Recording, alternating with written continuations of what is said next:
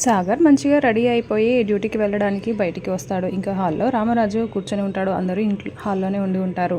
ఇంకా అప్పుడే నర్మద వెళ్ళి మామయ్య గారి దగ్గర ఆశీర్వాదం తీసుకో, ఫస్ట్ డే డ్యూటీకి వెళ్తున్నావు కదా అని చెప్తూ ఉంటే నాకు వెళ్ళాలంటే భయంగా ఉంది, నాన్న ఎలా రియాక్ట్ అవుతారు అని సాగర్ అంటూ ఉంటాడు.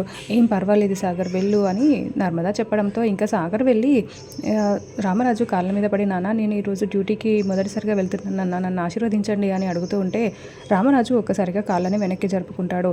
ఇంకా దాంతో సాగర్ మౌనంగా అక్కడ నుంచి లేచి, నేను చెప్పాను కదా నాన్న సపోర్ట్ చేయడని అని అంటూ ఉంటే ఇంకా అప్పుడే అక్కడి నుంచి వెళ్ళిపోబోతూ ఉంటే రే యాగరా అంటూ వేదవతి అక్షింతలు పట్టుకొని అక్కడికి వస్తుంది. వచ్చి మీ నాన్నకి నువ్వు జాబ్ చేస్తున్నావన్న కోపం కాదురా, కానీ నువ్వు చెప్పకుండా ఇలా చేసావన్న బాధే తప్ప నీ మీద ఎలాంటి కోపం లేదురా.